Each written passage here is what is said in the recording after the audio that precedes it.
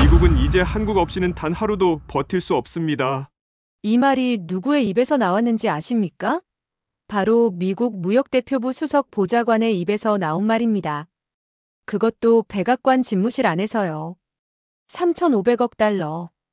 이 천문학적인 숫자가 의미하는 게 뭔지 아십니까? 이건 단순한 투자 금액이 아닙니다.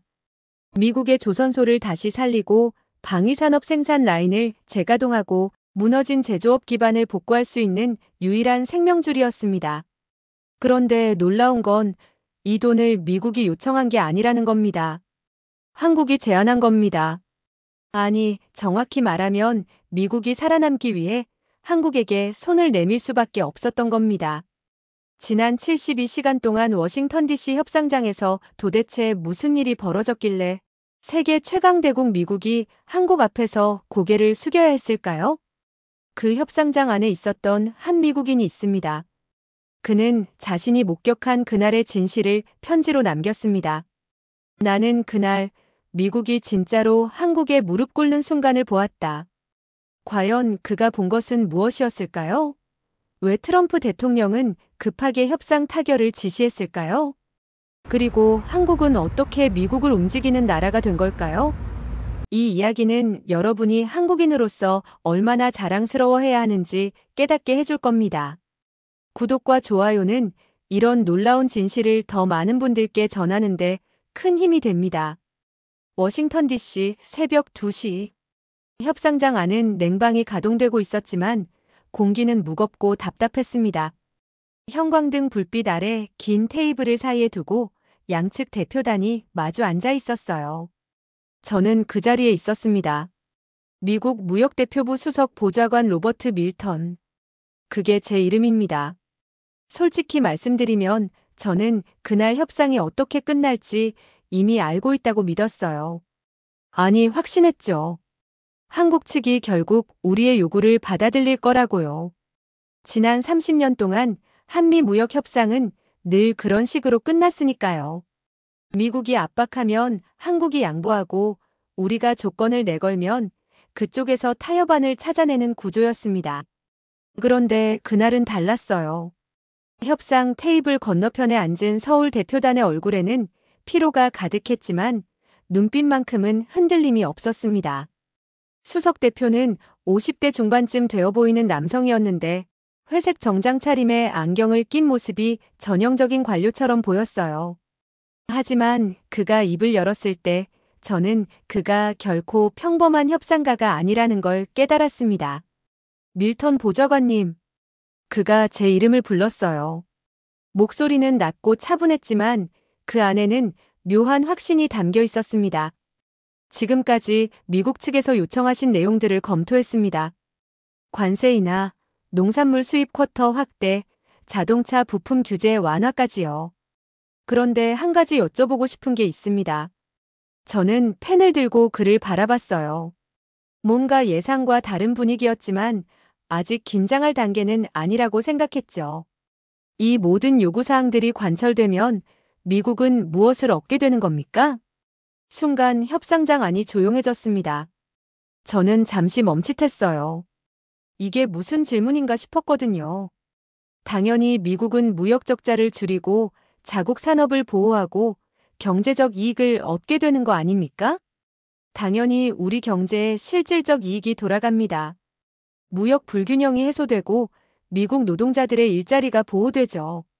제가 그렇게 대답하자 그는 고개를 끄덕이더니 서류 한 장을 꺼냈습니다. 좋습니다. 그럼 이건 어떻게 설명하시겠습니까? 그가 테이블 위로 밀어넣은 서류에는 미국 방위산업체들의 생산 현황이 담겨 있었어요. 특히 눈에 띈 건 조선소 가동률이었습니다. 미국 전역의 주요 조선소 가동률이 30% 아래로 떨어져 있었고 일부는 거의 폐쇄 직전 상태였습니다. 미국의 조선 산업은 지난 10년간 사실상 멈춰 있습니다. 군함 건조 일정은 계속 지연되고 있고 잠수함 생산 라인은 기술 인력 부족으로 가동이 불가능한 상태죠. 이게 사실 아닙니까? 저는 할 말을 잃었습니다. 그건 공개되지 않은 정보였거든요. 아니, 최소한 협상 테이블에 올라올 내용은 아니었어요. 그런데 말입니다. 밀턴 보좌관님. 그가 다시 입을 열었습니다. 한국 기업들이 지금 당장 미국에 3,500억 달러를 투자하겠다고 제안했을 때 당신들이 가장 먼저 요청한 게 뭔지 아십니까? 조선소 재건이었습니다. 반도체 공장 다음으로요. 왜 그랬을까요? 미국이 스스로 할 수 없으니까 한국에 부탁한 거 아닙니까? 협상장 안의 공기가 달라졌습니다. 제 옆에 앉아있던 국방부 자문관이 불편한 표정으로 몸을 움직였고 농무부 대표는 서류를 계속 들여다보며 시선을 피했어요. 저 역시 뭐라고 반박해야 할지 몰랐습니다. 왜냐하면 그 말이 사실이었으니까요. 한국 측 수석 대표는 멈추지 않았습니다. 우리가 협조하지 않으면 당신들의 조선소도 방위산업도 멈출 겁니다. 그리고 그건 단순히 경제 문제가 아니에요. 국가 안보의 문제입니다. 미국이 태평양에서 군사적 우위를 유지하려면 함대가 필요하고 그 함대를 만들 기술과 자본이 필요한데 지금 그걸 가진 나라가 누구입니까? 그 순간 저는 뭔가 잘못되고 있다는 걸 느꼈습니다. 이건 협상이 아니었어요. 이건 선언이었습니다. 잠깐만요. 제가 손을 들고 말을 끊었습니다. 지금 무슨 말씀을 하시려는 겁니까? 한국이 미국보다 우위에 있다는 겁니까? 그는 고개를 저었습니다. 우위라는 표현은 적절하지 않습니다. 다만 현실을 직시하자는 겁니다. 미국은 지금 한국의 기술과 자본 없이는 국가 전략을 실행할 수 없는 상태입니다. 그게 제가 말하고 싶은 전부입니다. 저는 그 말을 듣고 가슴이 철렁 내려앉는 걸 느꼈어요. 왜냐하면 그게 사실이라는 걸 이미 알고 있었으니까요. 지난 6개월 동안 백악관 내부 보고서들을 검토하면서 저는 이미 그 진실을 마주했었습니다.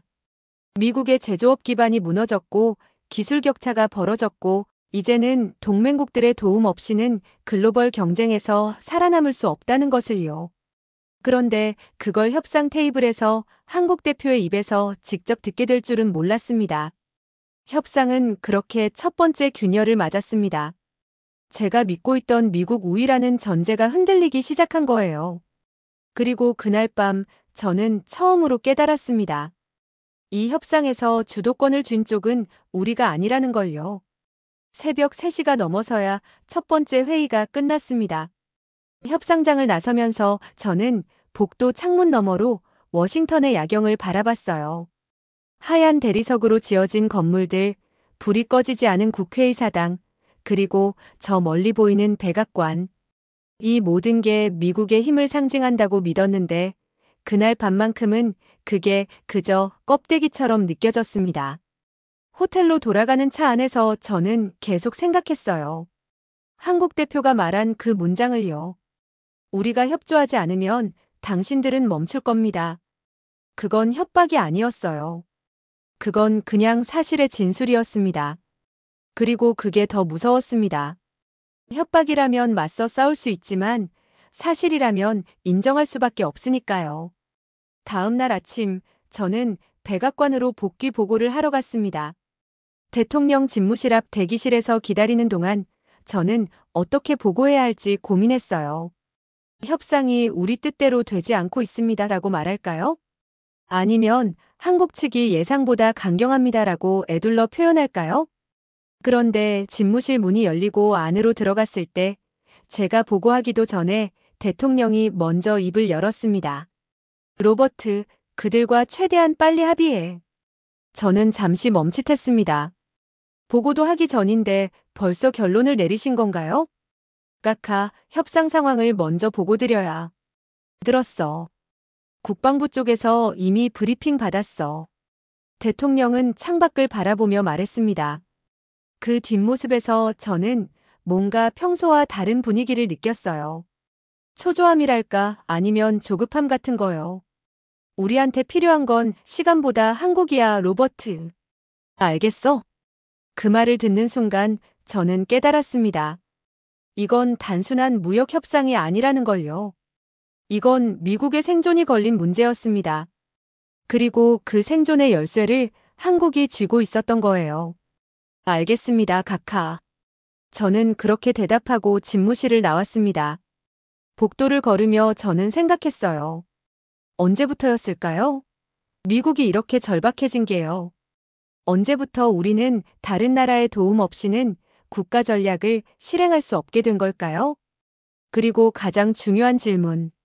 한국은 도대체 어떻게 이런 위치에 오르게 된 걸까요? 그날 오후 저는 다시 협상장으로 향했습니다. 이번엔 마음가짐이 달랐어요. 더 이상 우리가 주도하는 협상이 아니라는 걸 받아들이고 간 거죠. 그리고 그날부터 저는 정말로 한국의 힘이 무엇인지 보게 됐습니다. 협상 테이블에 다시 마주 앉았을 때 한국 측은 새로운 자료를 준비해 왔더군요. 그건 단순한 투자 계획서가 아니었습니다. 그건 미국 산업 전체를 재건할 수 있는 로드맵이었어요. 어느 지역에 어떤 공장을 짓고 몇 명의 고용을 창출하고 어떤 기술을 이전할 것인지까지 세세하게 나와 있었습니다. 저는 서류를 넘기며 말문이 막혔습니다. 당신들이 우리보다 우리 상황을 더 잘 알고 있군요. 한국 측 수석 대표가 희미하게 미소 지었습니다. 당연하지 않습니까? 투자하려면 상대를 알아야죠. 그리고 우리는 미국을 살리고 싶습니다. 진심으로요. 그 말에는 거짓이 없었어요. 저는 그걸 느낄 수 있었습니다. 한국은 미국을 적으로 보지 않았어요. 다만 더 이상 일방적으로 따라가는 관계는 원하지 않는 거였죠. 그날 밤 협상이 끝나고 저는 호텔방에 홀로 앉아 창밖을 바라봤습니다.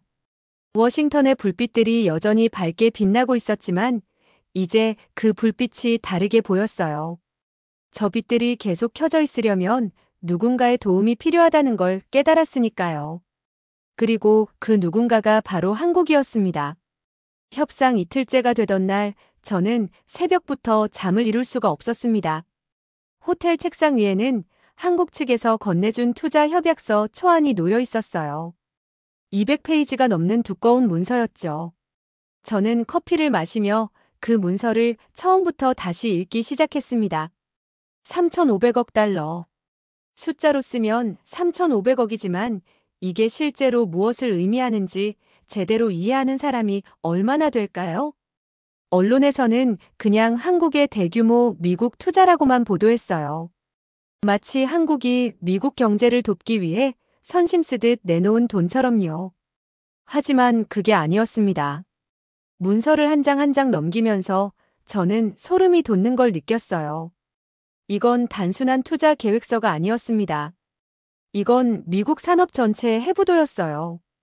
어느 지역에 어떤 공장이 폐쇄 위기에 있는지, 어떤 기술 인력이 부족한지, 어느 항만의 물류 시스템이 낙후됐는지까지 전부 파악되어 있었습니다. 특히 제 눈길을 끈 건 조선 산업 부분이었습니다. 미국 동부 해안 조선소 재건 계획 800억 달러, 서부 해안 조선소 현대화 600억 달러, 잠수함 건조시설 확충 450억 달러. 이 숫자들이 의미하는 게 뭔지 아십니까? 이건 미국이 스스로 할 수 없는 일이었어요. 기술도 인력도 자본도 부족했습니다. 지난 20년 동안 미국의 조선 산업은 사실상 방치됐거든요. 값싼 노동력을 찾아 생산 기지를 해외로 옮기면서 정작 본토의 생산 능력은 무너졌죠. 그 결과가 뭐였을까요? 미국 해군이 주문한 구축함과 잠수함 건조 일정이 계속 지연됐습니다.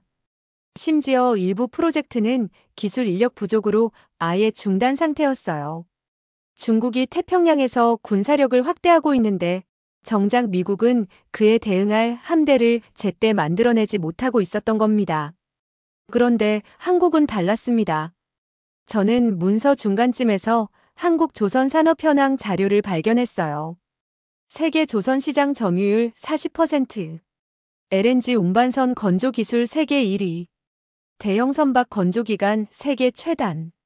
이런 수치들이 줄줄이 나열되어 있었습니다. 저는 그제야 이해했어요. 한국이 미국에 투자하겠다고 제안한 건 시혜가 아니었습니다. 이건 미국의 생존을 위한 필수 요소였던 거죠. 우리가 한국의 기술과 자본 없이는 국가 안보 전략조차 실행할 수 없는 상태였던 겁니다. 문서를 다 읽고 나서 저는 창밖을 바라봤습니다. 해가 떠오르고 있었어요. 워싱턴의 아침은 여느 때처럼 평화로워 보였지만 제 머릿속은 혼란스러웠습니다. 우리가 그들에게 투자를 요청한 게 아니라 우리가 그들에게 산소를 구걸하고 있었던 거야. 그 생각이 머리를 떠나지 않았어요. 오전 10시, 저는 다시 협상장으로 향했습니다. 이번엔 국방부 차관과 상무부 장관도 동석했어요. 어제보다 더 높은 급의 회의가 될 거라는 뜻이었죠. 회의실 문을 열고 들어갔을 때 한국 측 대표단도 이미 자리에 앉아 있었습니다. 그들의 표정은 차분했어요. 여유까지 느껴졌죠. 반면 우리 쪽은 긴장한 기색이 역력했습니다. 국방부 차관이 먼저 입을 열었습니다. 어제 주신 자료 잘 검토했습니다. 전반적으로 인상적이더군요. 다만 몇 가지 확인하고 싶은 게 있습니다. 한국 측 수석 대표가 고개를 끄덕였습니다. 말씀하십시오. 조선소 재건 부분인데요. 이 정도 규모의 투자를 집행하려면 최소 5년은 걸릴 텐데 기술 이전은 어느 수준까지 가능합니까? 그 질문을 듣는 순간 저는 속으로 한숨을 쉬었어요. 우리가 지금 뭘 묻고 있는 건지 아십니까? 우리는 한국에게 돈만 달라는 게 아니었어요. 기술까지 달라고 하고 있었던 겁니다. 한국 측 대표는 잠시 동료들과 눈빛을 교환하더니 대답했습니다. 기술 이전은 가능합니다. 다만 조건이 있습니다. 조건이요? 미국 내에 건설될 조선소는 한미 합작 형태로 운영되어야 합니다.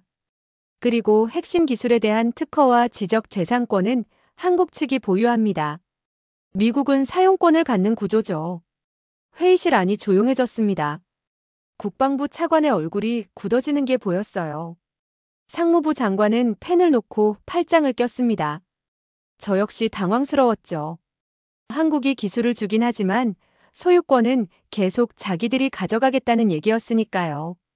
과거 같았으면 절대 받아들일 수 없는 조건이었습니다. 미국이 다른 나라의 기술 종속국이 된다는 뜻이었으니까요. 그런데 문제는 우리에게 다른 선택지가 없다는 거였어요. 국방부 차관이 조심스럽게 물었습니다. 그럼 우리가 독자적으로 기술을 개발할 권리는요? 한국 측 대표가 희미하게 웃었습니다. 당연히 가능합니다.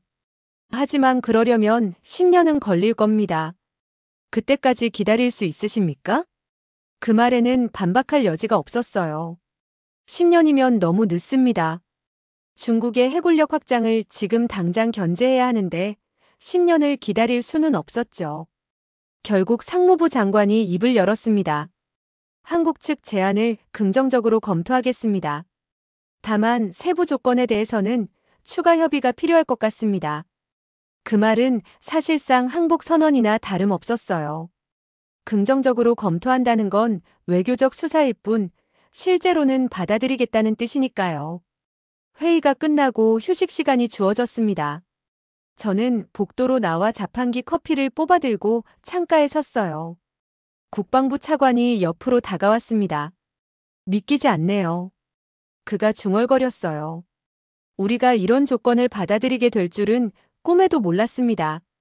저는 커피를 한 모금 마시고 대답했습니다. 선택의 여지가 없었으니까요. 한국의 도움 없이는 우리 국방 전략 자체가 무너지니까요. 하지만 이건 그가 말을 잇지 못했어요. 뭐라고 표현해야 할지 모르겠다는 표정이었죠.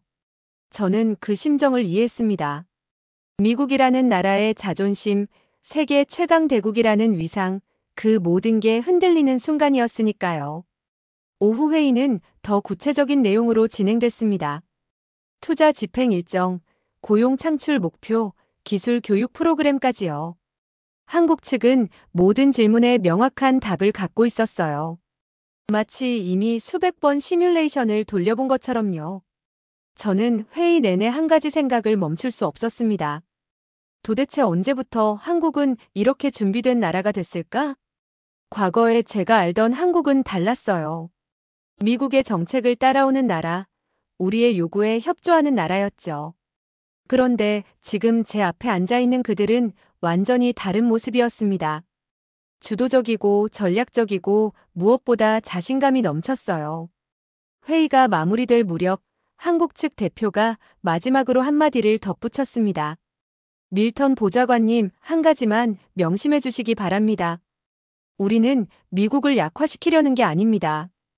오히려 강하게 만들고 싶어요. 다만 그 과정에서 한국도 존중받기를 원할 뿐입니다. 저는 그 말을 듣고 고개를 끄덕였습니다. 그게 진심이라는 걸 느낄 수 있었거든요. 한국은 미국을 무너뜨리려는 게 아니었어요. 함께 서기를 원했던 겁니다. 더 이상 뒤에서 따라가는 게 아니라 나란히 서기를요. 그날 저녁 저는 사무실로 돌아와 백악관의 보고서를 작성했습니다. 키보드를 두드리며 저는 신중하게 문장을 골랐어요. 이 보고서가 대통령의 결정에 영향을 미칠 테니까요. 한국의 투자 제한은 미국 경제에 필수적입니다. 다만 이는 단순한 자본 유입이 아니라 기술 협력과 전략적 동반자 관계의 재정립을 의미합니다. 한국은 더 이상 일방적 수혜국이 아니며 미국과 대등한 위치에서 협력을 요구하고 있습니다. 보고서를 제출하고 의자에 기대앉았습니다. 모니터 화면을 바라보며 저는 생각했어요. 이 보고서가 워싱턴 정가에 어떤 파장을 일으킬지를요. 다음 날 아침 예상대로 백악관에서 연락이 왔습니다.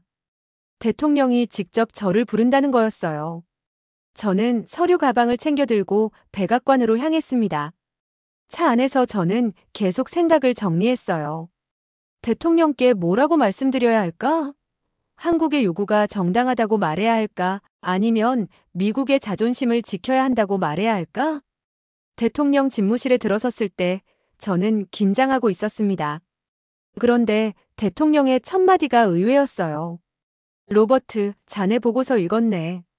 정확한 분석이야. 감사합니다, 카카. 그런데 말이야. 대통령이 책상에서 일어나 창가로 걸어갔습니다. 백악관 정원이 내려다 보이는 곳이었죠. 이게 쉽지 않아. 의회를 설득해야 하고 국민들에게도 설명해야 해. 미국이 한국의 기술에 의존하게 됐다고 말이야. 자존심 상하는 일이지. 저는 조심스럽게 입을 열었습니다. 카카, 자존심보다 중요한 건 생존입니다. 한국의 협력 없이는 우리 국방 전략이 실행 불가능합니다. 이건 선택이 아니라 필수입니다. 대통령이 저를 돌아봤습니다. 그 눈빛에는 피로와 고민이 가득했어요. 알아. 나도 알아, 로버트. 그래서 더 힘든 거야. 미국이 세계 최강 대국이라고 믿으며 살아온 사람들에게 이제는 다른 나라에 의존해야 한다고 설명해야 하니까. 그 순간 저는 깨달았습니다. 이건 단순히 한미 무역 협상의 문제가 아니었어요. 이건 미국이라는 나라의 정체성이 바뀌는 순간이었습니다. 세계의 중심에서 세계의 일원으로, 주도자에서 협력자로 변화하는 전환점이었던 거죠. 카카, 하지만 이건 약해지는 게 아닙니다. 현명해지는 겁니다. 혼자 모든 걸 다 할 수 있다는 착각에서 벗어나 진정한 동맹과 협력의 가치를 인정하는 거죠. 대통령이 희미하게 웃었습니다. 자네는 외교관이 됐어야 했어, 로버트. 좋아, 한국과 협상 진행해. 최선의 조건으로 타결하게. 저는 고개를 숙여 인사하고 집무실을 나왔습니다. 복도를 걸으며 저는 가슴이 조금 가벼워지는 걸 느꼈어요. 적어도 올바른 방향으로 가고 있다는 확신이 들었으니까요. 그날 오후 저는 다시 협상장으로 돌아갔습니다. 한국 측 대표에게 말했죠. 협상을 본격적으로 진행하겠습니다. 미국은 한국의 제안을 받아들일 준비가 됐습니다. 그 순간 한국 측 대표단의 얼굴에 안도의 표정이 스쳤어요. 그들도 긴장하고 있었던 겁니다. 결과를 확신할 수 없었던 거죠. 감사합니다, 밀턴 보좌관님. 이건 미국과 한국 모두에게 좋은 결정입니다.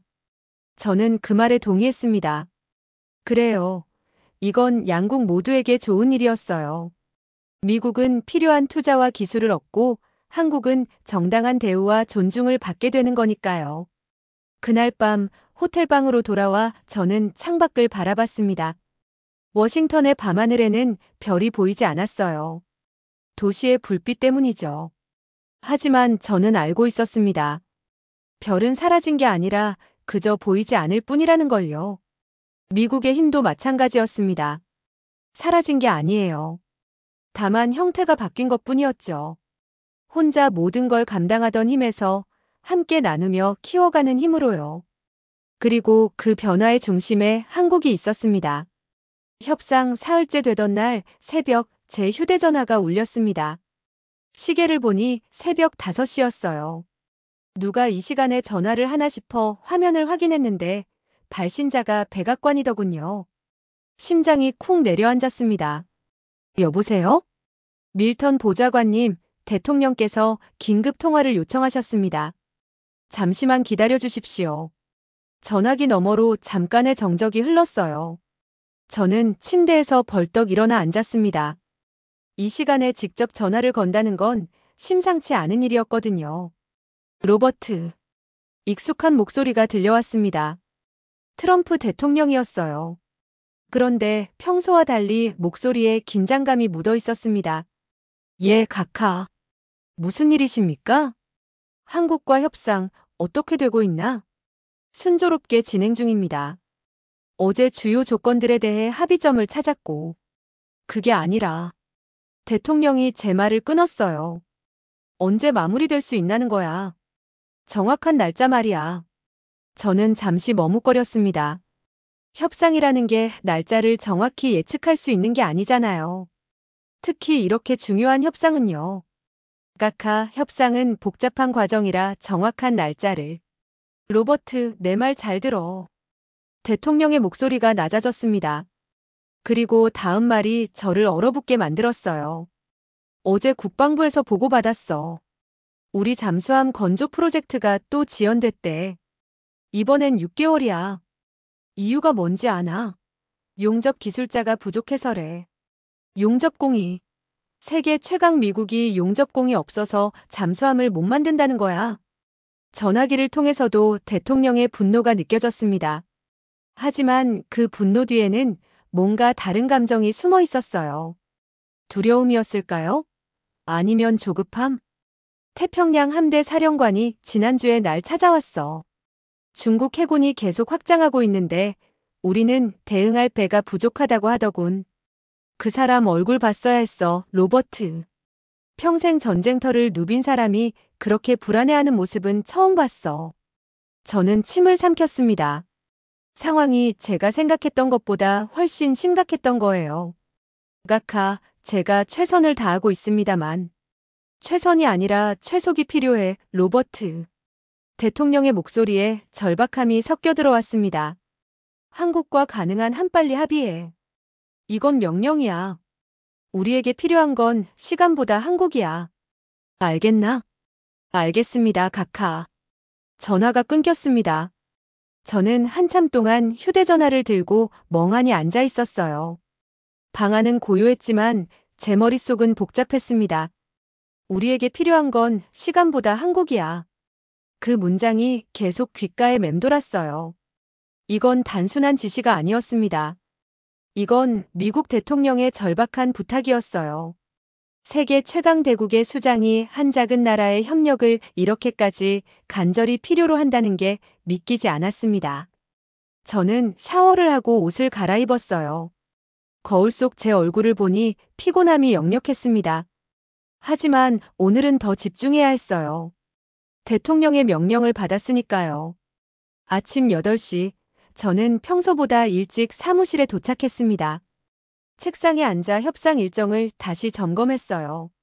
남은 쟁점들을 정리하고 어떻게 하면 협상을 앞당길 수 있을지 고민했습니다. 그때 문이 열리며 국방부 차관이 들어왔어요. 밀턴 보좌관 일찍 오셨네요. 예, 정리할 게 좀 있어서요. 그가 제 맞은편 의자에 앉으며 한숨을 쉬었습니다. 어젯밤에 펜타곤에서 회의가 있었어요. 분위기가 정말 안 좋더군요. 함대 사령관들이 다들 불안해하고 있어요. 배는 늙어가는데 새 배는 안 나오니까요. 알고 있습니다. 저는 서류를 내려놓으며 대답했어요. 그래서 오늘 협상에서 일정을 확정 짓고 싶습니다. 더 이상 지체할 수 없어요. 한국 측이 받아들일까요? 받아들이게 만들어야죠. 제 목소리에는 평소보다 강한 의지가 담겨 있었어요. 국방부 차관이 저를 빤히 쳐다보더니 고개를 끄덕였습니다. 알겠습니다. 오늘 회의에서 밀어붙여 보시죠. 오전 10시 협상장에 다시 모였습니다. 한국 측 대표단도 어제와 같은 자리에 앉아 있었어요. 저는 평소보다 단호한 표정으로 회의를 시작했습니다. 오늘은 일정에 대해 집중적으로 논의하고 싶습니다. 투자 집행 일정, 기술 이전 시기, 공장 가동 시점까지 모두 확정했으면 합니다. 한국 측 수석 대표가 서류를 펼치며 대답했습니다. 물론입니다. 저희도 구체적인 로드맵을 제시할 준비가 되어 있습니다. 그가 꺼낸 자료에는 상세한 일정표가 담겨 있었어요. 단계별 투자 시기, 공장 건설 기간, 인력 교육 일정까지 빈틈없이 계획되어 있었습니다. 조선소 재건의 경우 착공부터 1차 가동까지 2년 반이 소요될 예정입니다. 반도체 공장은 3년, 배터리 공장은 2년 정도로 예상됩니다. 저는 자료를 검토하며 고개를 끄덕였어요. 합리적인 일정이었습니다. 하지만 문제는 미국이 이 정도 시간을 기다릴 여유가 없다는 거였죠. 2년 반이면 제가 중얼거리자 한국 측 대표가 말을 이었습니다. 너무 길다고 생각하십니까? 솔직히 말씀드리면 그렇습니다. 우리 상황이 급박해요. 조금 더 앞당길 방법은 없을까요? 한국 측 대표단이 서로 눈빛을 교환했습니다. 잠시 침묵이 흘렀어요. 그리고 수석 대표가 입을 열었습니다. 불가능하지는 않습니다. 하지만 조건이 있습니다. 어떤 조건입니까? 일정을 앞당기려면 더 많은 자원이 투입되어야 합니다. 인력도 장비도 자재도요. 그 비용을 누가 부담할 것인지 명확히 해야 합니다. 저는 국방부 차관을 힐끗 쳐다봤어요. 그의 표정이 굳어 있었습니다. 추가 비용 문제는 민감한 사안이었거든요. 얼마나 더 필요합니까? 현재 계획보다 약 20% 정도 더 소요될 것으로 예상됩니다. 20%. 3,500억 달러의 20%면 700억 달러였어요. 엄청난 금액이었습니다. 저는 잠시 생각에 잠겼습니다. 대통령의 목소리가 머릿속에 떠올랐어요. 가능한 한 빨리. 그 말이 의미하는 바는 명확했습니다. 비용보다 시간이 중요하다는 거였죠. 미국 정부가 추가 비용의 절반을 부담하겠습니다. 나머지는 민간 투자로 유치하는 건 어떻습니까? 한국 측 대표가 고개를 끄덕였습니다. 합리적인 제안입니다. 그렇다면 일정을 1년 반으로 단축할 수 있습니다. 1년 단축. 그것만으로도 큰 차이였어요. 저는 안도의 한숨을 쉬었습니다. 좋습니다. 그 방향으로 진행하시죠. 회의는 그렇게 구체적인 합의점을 찾아갔습니다. 저는 협상 테이블을 바라보며 생각했어요. 불과 일주일 전만 해도 우리가 주도권을 쥐고 있다고 믿었는데 지금은 우리가 한국의 일정에 맞춰 움직이고 있다는 게 신기했습니다. 점심 휴식 시간, 저는 혼자 밖으로 나왔어요. 워싱턴의 가을 날씨는 선선했습니다. 벤치에 앉아 샌드위치를 먹으며 저는 지난 며칠을 되돌아봤어요. 협상장에서 한국 대표단을 보면서 느낀 건 그들이 정말 철저하게 준비돼 있다는 거였습니다. 모든 질문에 답을 갖고 있었고 모든 문제의 해결책을 제시했어요. 마치 이 순간을 위해 수십 년을 준비해온 것처럼요. 그리고 실제로 그랬을지도 모릅니다. 한국은 수십 년 동안 미국을 따라오며 배웠고 이제는 그 경험을 바탕으로 미국과 어깨를 나란히 하는 위치에 올라선 거예요. 오후 회의는 기술 이전 세부 사항으로 넘어갔습니다. 어떤 기술을 언제 어떻게 이전할 것인지, 교육 프로그램은 어떻게 운영할 것인지 등을 논의했어요. 한국 측은 기술 이전에 매우 적극적이었습니다. 다만 한 가지 원칙만은 고수했어요. 핵심 특허권은 한국이 보유한다는 거였죠. 이해해 주셔야 할 게 있습니다. 한국 측 기술 담당자가 설명했습니다. 우리가 이 기술들을 개발하는데 수십 년이 걸렸습니다. 수많은 시행착오와 투자가 있었죠. 이걸 그냥 넘겨드릴 수는 없어요. 하지만 함께 사용하는 건 얼마든지 환영합니다. 그 말은 정당했습니다. 한국이 피땀 흘려 만든 기술을 왜 공짜로 내놔야 합니까? 과거 같았으면 미국이 강압적으로 요구했을지 모르지만 지금은 상황이 달랐어요. 저는 고개를 끄덕였습니다. 충분히 이해합니다. 사용권만으로도 우리에게는 큰 도움이 됩니다. 회의가 끝날 무렵 한국 측 수석 대표가 마지막으로 한마디를 덧붙였습니다. 밀턴 보좌관님, 한 가지 확실히 하고 싶은 게 있습니다.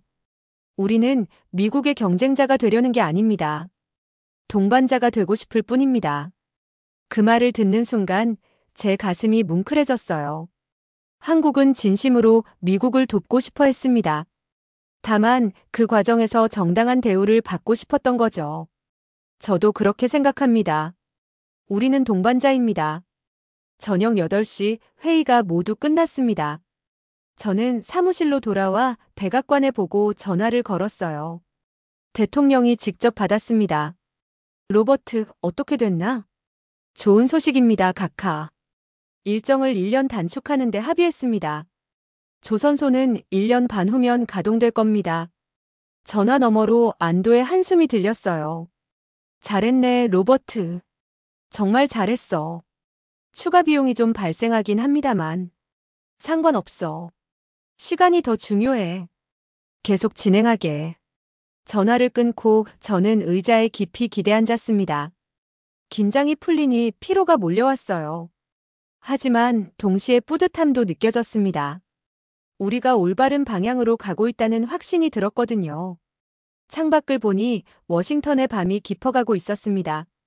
거리의 불빛들이 반짝였어요. 저는 그 불빛들을 바라보며 생각했습니다. 저 불빛들이 계속 켜져 있으려면 우리는 변해야 합니다. 혼자 모든 걸 다 하겠다는 오만함을 버리고 다른 나라들과 진정으로 협력해야 해요. 한국이 그 시작이었습니다. 그날 밤 호텔로 돌아가는 차 안에서 저는 대통령의 말을 다시 떠올렸어요. 우리에게 필요한 건 시간보다 한국이야. 그 말은 단순한 협상 전술이 아니었습니다. 그건 미국이 마주한 새로운 현실이었어요. 한국이라는 나라가 이제는 미국의 국가 전략에서 빼놓을 수 없는 존재가 됐다는 현실이었죠. 그리고 그 현실을 인정하는 것이 미국이 다시 강해지는 첫걸음이었습니다. 다음 날 아침 저는 일찍 일어나 조깅을 했어요. 맑은 공기를 마시며 달리다 보니 머리가 맑아졌습니다. 앞으로 남은 협상 과제들이 떠올랐어요. 하지만 이제는 두렵지 않았습니다. 한국과 함께라면 해낼 수 있다는 믿음이 생겼거든요. 그들은 신뢰할 수 있는 동반자였어요. 조깅을 마치고 호텔로 돌아오는 길에 저는 우연히 한국 대표단 중 한 명을 마주쳤습니다. 그도 조깅을 하고 오는 중이었나 봐요. 아, 밀턴 보좌관님. 좋은 아침입니다. 좋은 아침입니다. 일찍 운동하시네요. 습관이에요. 머리를 맑게 하는 데 도움이 되거든요. 우리는 함께 호텔로 걸어갔습니다.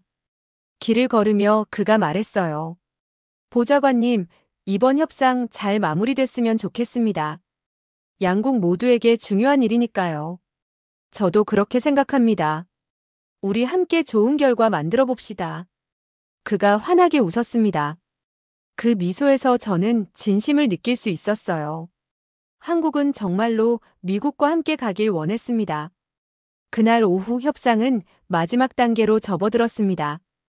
이제 남은 건 최종 문서 작성과 서명뿐이었어요.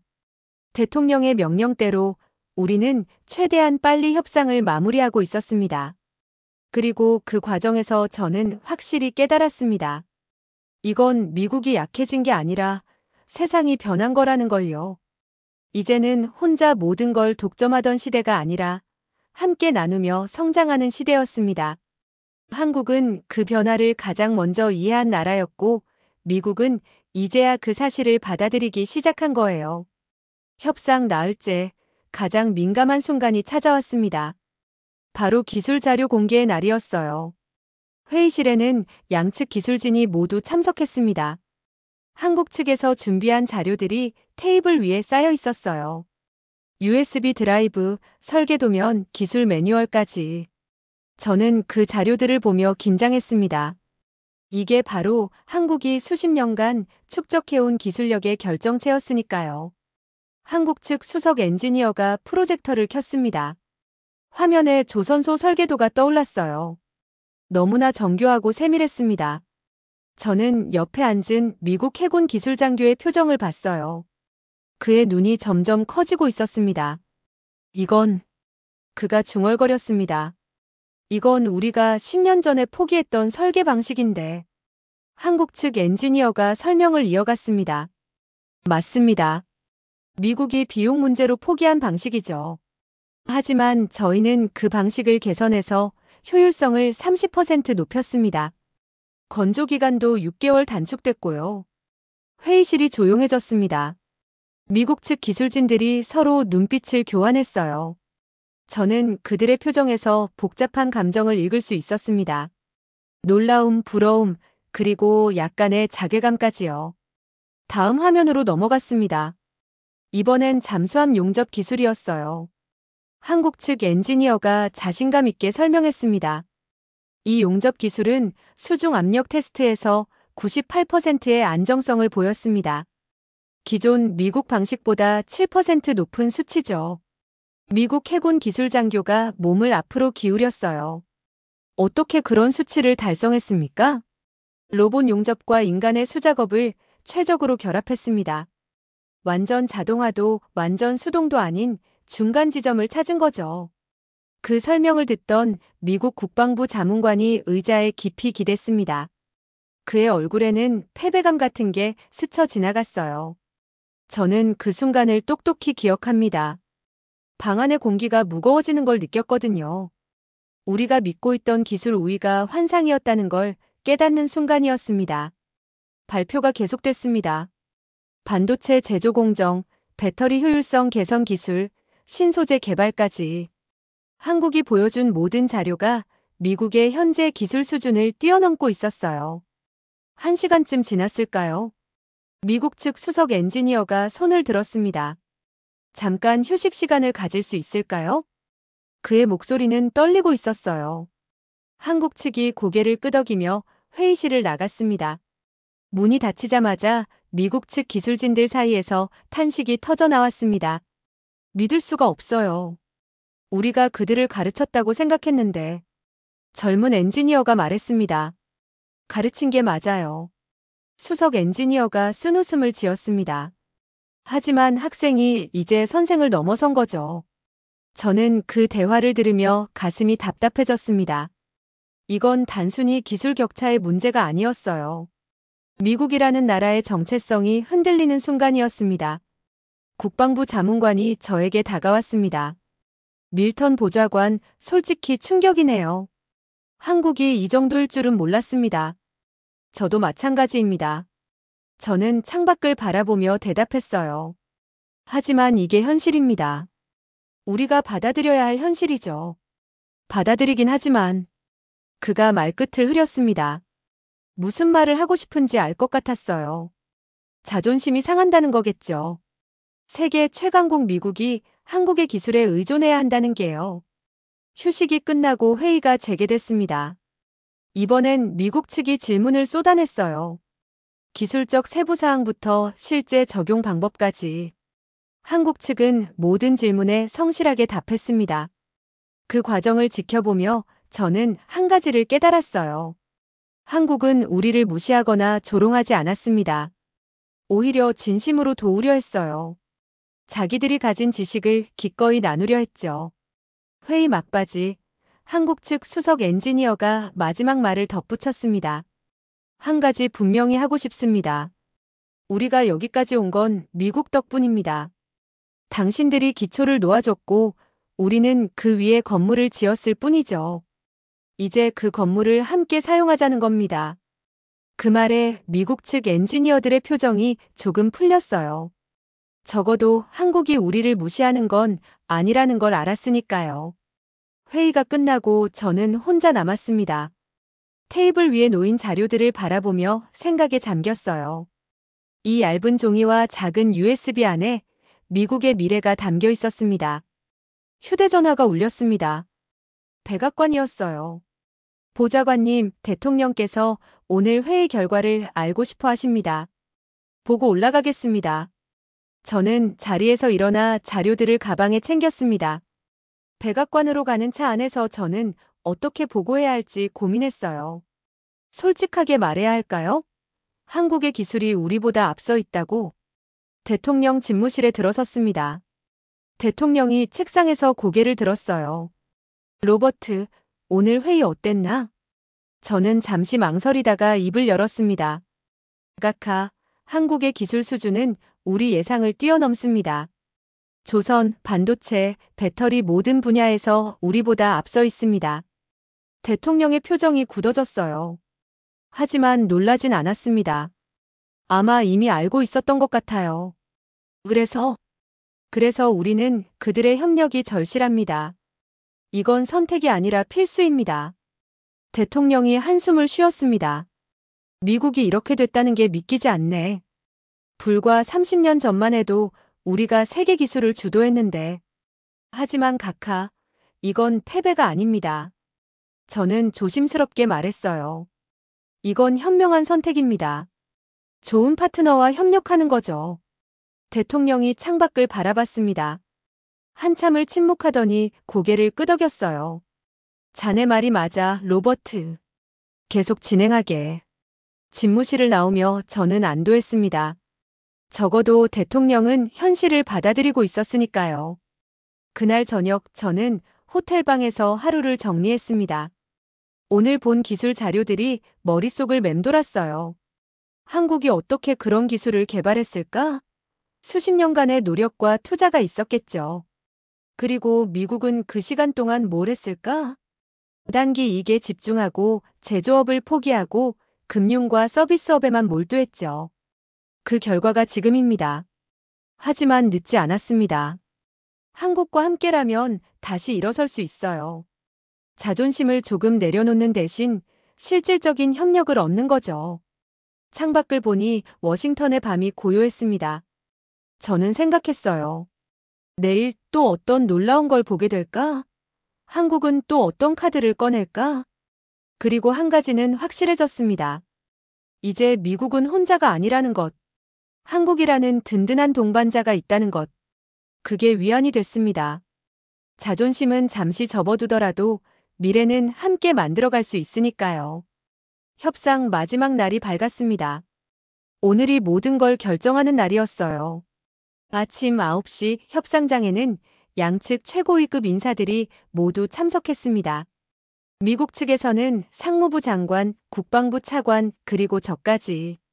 한국 측에서도 수석 대표를 비롯한 핵심 인사들이 자리했어요. 테이블 위에는 두꺼운 협정서 초안이 놓여 있었습니다. 지난 며칠간의 논의를 모두 담은 문서였죠. 이제 마지막 확인만 남았습니다. 한국 측 수석 대표가 서류를 펼쳤습니다. 그의 표정은 진지했어요. 마지막으로 확인하고 넘어가야 할 사항이 있습니다. 저는 긴장했습니다. 마지막 순간에 무슨 변수가 생기는 건 아닐까 싶었거든요. 이번 협력은 단순한 투자가 아닙니다.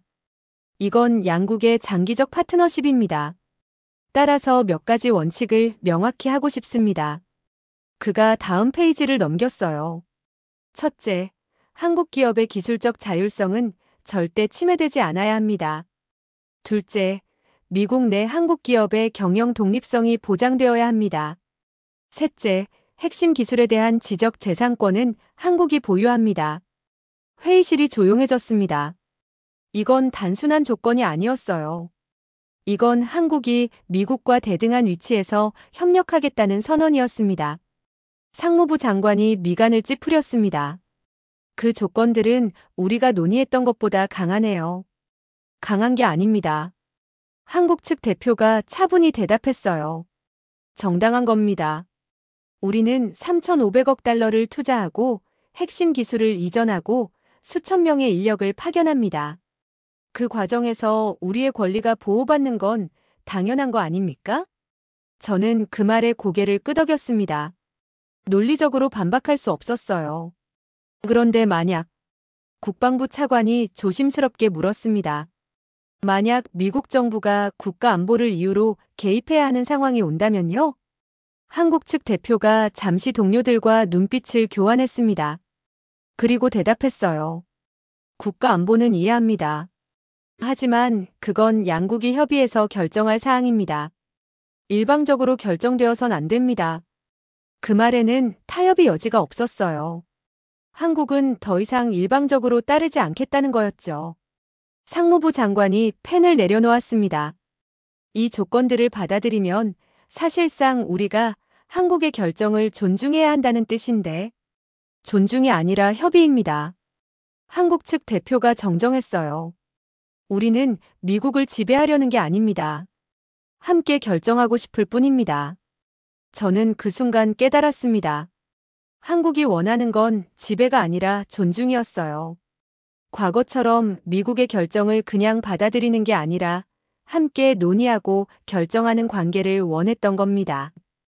회의실에 침묵이 흘렀습니다. 미국 측 인사들이 서로 눈빛을 교환했어요. 누구도 쉽게 답을 내놓지 못했습니다. 한참 후 상무부 장관이 입을 열었습니다. 잠시 우리끼리 논의할 시간을 주실 수 있습니까? 물론입니다. 한국 측이 회의실을 나갔습니다. 문이 닫히자마자 미국 측 사이에서 의견이 쏟아졌어요. 이건 너무 과한 요구 아닙니까? 젊은 보좌관이 말했습니다. 과하다기보다 현실적입니다. 국방부 차관이 대답했어요. 우리가 선택할 수 있는 게 뭡니까? 거부하면 협상은 결렬되고 우리는 아무것도 못 얻습니다. 상무부 장관이 한숨을 쉬었습니다. 하지만 이걸 받아들이면 의회에서 난리가 날 텐데. 의회를 설득하는 건 우리 몫입니다. 제가 입을 열었어요. 중요한 건 이 협력이 미국에 꼭 필요하다는 겁니다. 자존심 때문에 필요한 걸 놓칠 순 없어요. 모두가 저를 쳐다봤습니다. 저는 계속 말을 이었어요. 한국의 요구는 정당합니다. 그들은 막대한 자본과 기술을 투자하는데 그에 대한 권리를 요구하는 게 당연하죠. 우리가 같은 입장이라도 똑같이 요구했을 겁니다. 상무부 장관이 고개를 끄덕였습니다. 자네 말이 맞아. 우리가 받아들이는 수밖에. 20분 후 한국 측이 다시 들어왔습니다. 상무부 장관이 일어서서 말했어요. 한국 측 제안을 수용하겠습니다. 그 순간 한국 측 대표의 얼굴에 미소가 번졌습니다. 하지만 승리의 미소가 아니었어요. 안도의 미소였죠. 감사합니다. 이건 양국 모두에게 좋은 결정입니다. 다만 한 가지만 부탁드립니다. 상무부 장관이 덧붙였어요. 협력 과정에서 문제가 생기면 진심으로 대화로 풀어갔으면 합니다. 당연합니다. 우리도 그걸 원합니다. 그렇게 마지막 쟁점이 해결됐습니다. 이제 남은 건 서명뿐이었어요. 오후 2시 공식 서명식이 열렸습니다. 양측 대표들이 협정서에 서명했어요. 펜이 종이 위를 움직이는 소리가 유난히 크게 들렸습니다.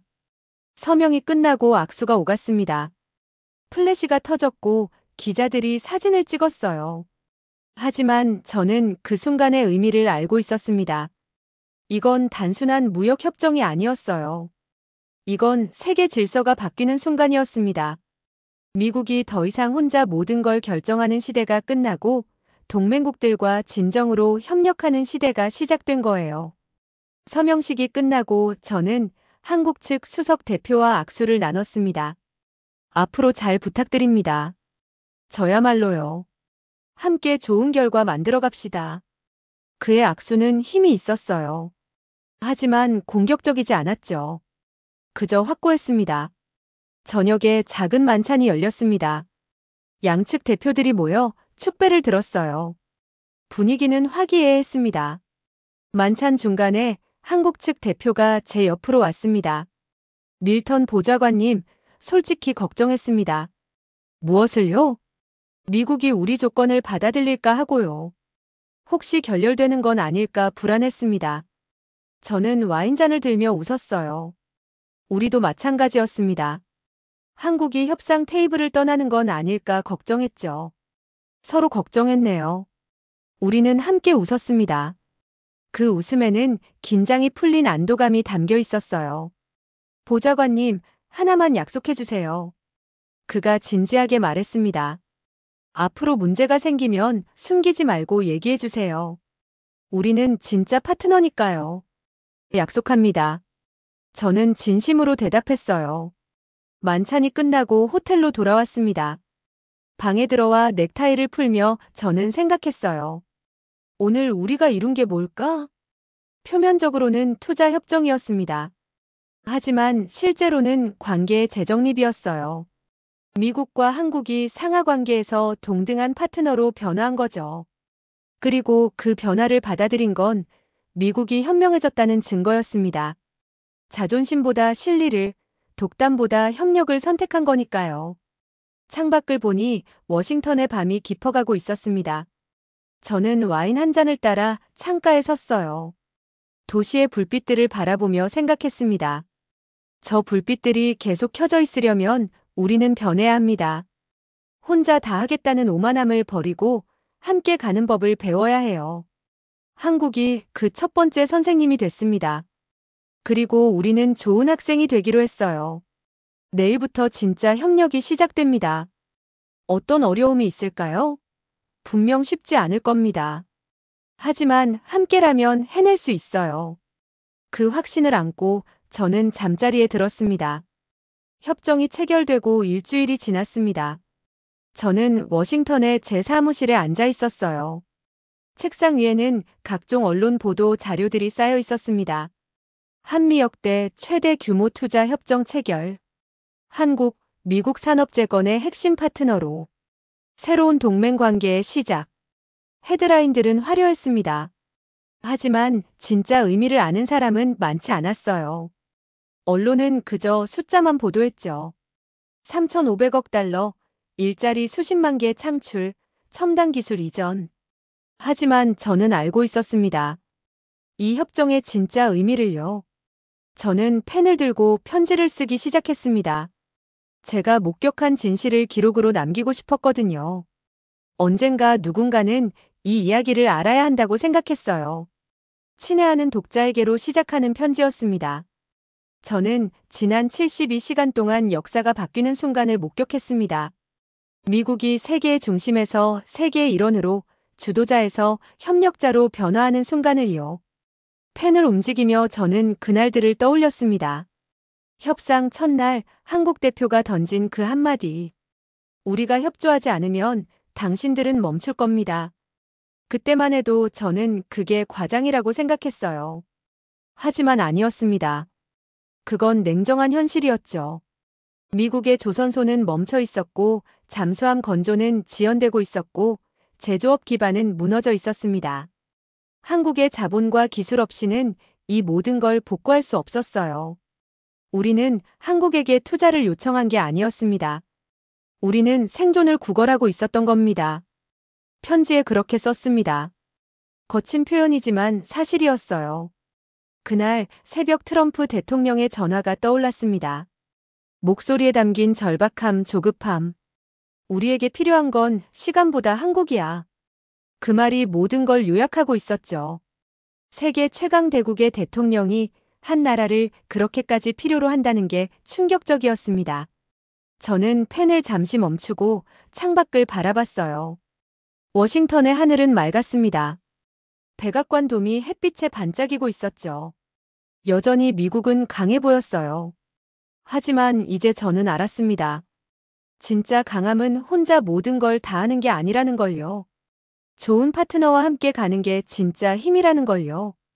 다시 편지를 이어갔습니다.